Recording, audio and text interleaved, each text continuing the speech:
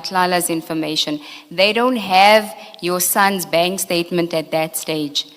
As the chair indicated to you yesterday, when we get the information, we only see the payment that you made. We don't even know what it relates to. So we're wondering why you paying Mr. Matlala, right? It's you that volunteers the information in response to an allegation that Mr. Matlala made that he funded a celebration. And you saying it wasn't a celebration, it was a loan, and that explains the payment back into his account. And then you tell us about the flip side of the transaction, i.e. he paid the money into my son's account because my son's vehicle needed to be fixed.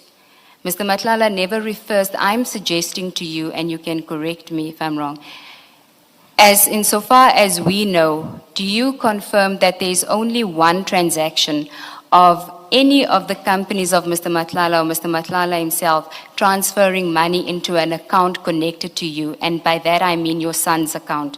There's only one such transaction you're aware of, correct? Yes. And that transaction is for the 70,000 rand. Yes. And do you agree with me that when he is interviewed on page 61, he's not sure of the amount? He says, I think I gave him something like 80 or 100,000. How can you not be aware of the money you transferred from your account to another account? Okay. And again, the other thing is Mr. Matlala knew that the account is for my son. And I gave him that account in order for him to transfer the money to that account, and I indicated it's my son and the names were given to him. And for that reason. And you could see that the money was used for what, even though there is some disbelief, but even though it is shown, which your investigator is going to follow up. But the truth is, which cannot be probable, is that Matlala didn't know to whom did he put the account to. He testified at ad hoc to say the money was given to my son, deposited to my son, and again, it was a loan to me, is what he said with his mouth.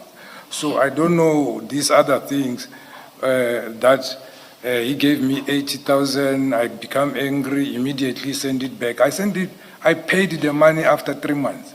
Suspended head of the South African Police Service Organized Crime Unit's Major General Richard Shipiri faced tough questioning at the Matlanga Commission of Inquiry on Thursday over a 70,000 rand loan he received from alleged crime kingpin Vusimuzi Matlala. Commissioners challenged Shipiri's explanation that he needed the money to repair his son's car, pointing out that financial records showed he already had sufficient funds available at the time. During the hearing, Commission Chair Mbuyiseni Matlanga revealed that Shipiri had a 50,000 rand credit balance in his bank account along with an overdraft facility of 44,000 rand, together with his son's 11,264 rand balance.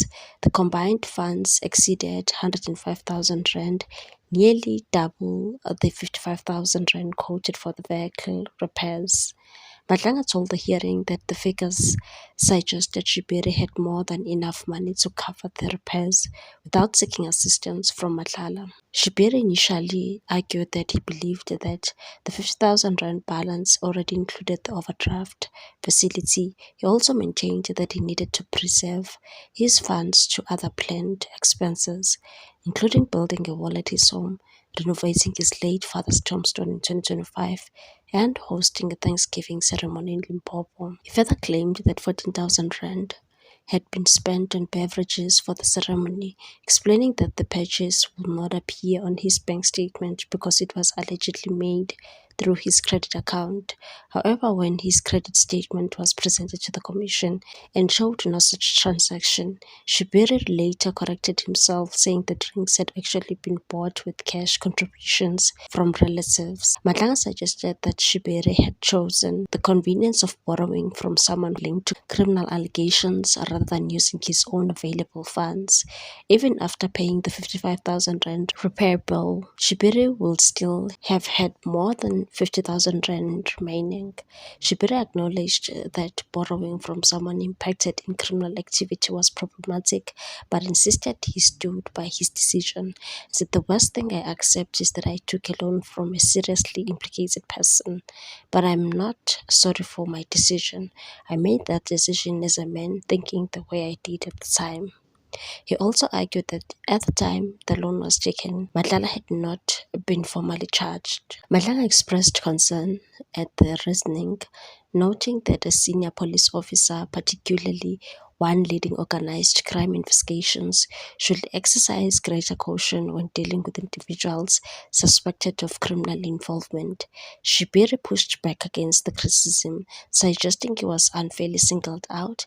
He told the commission that many individuals in positions of authority continue to serve despite facing allegations or even convictions, and said, "I can even quote ministers who are serving with convictions. Does this apply only to me in the eyes of the Commission?" Core Commissioner Sandile Khumalo also questioned the urgency of the loan. Khumalo noted that Shibiri and his son were due to receive their salaries just 12 days after the alleged loan was taken on September 18, 2024, which would have significantly improved their financial position. According to the Commission, some of the car parts were only purchased in October, further weakening the argument that the loan was urgently required. Khumalo also highlighted what he described as questionable spending patterns. Bank records showed that while claiming financial strain, Shibiri spent about 19,000 rand on Gucci sneakers and 3,000 rand on Louis Vuitton wallet during a shopping trip in Sandton. The commission also questioned his claim that he needed to sell cattle for 20,000 rand to repay the loan. Shibiri also stated that he was unaware that alleged crime kingpin Vusimuzi Cat Madlala was involved with those implicated in the multi-million rand tender corruption at the Tembisa hospital. Shibiri's claim that he did not know about Madlala's involvement in the tender scandal was contradicted by his own statement when he mentioned being interested in current news, leading commissioners to question his credibility. Evidence leader Advocate Tabang confronted Shibiri with the fact that Madlala, whom Shibiri described as a friend, had been subject of an ongoing police criminal investigation from 2000 to 2024. The evidence leader intended to challenge Shibiri's assertion that he was unaware of Madlala's alleged involvement in criminal activities given their friendship since 2016. She suggested that a simple search by Shibiri would have revealed Madlala's extensive history of investigations, arrest, and conviction. That you will also recall that in 2021 and 2022, what was in the public domain was that he was implicated in that Tembisa hospital. Shibiri explained that while Madlala was an accused in several cases, he was only arrested in 3 and convicted in 1. Shibiri also questioned the relevance of Madlala's past cases, highlighting that many were withdrawn or resulted in 1 acquittal, and argued that this would not have necessarily informed him about Madlala's character during their friendship.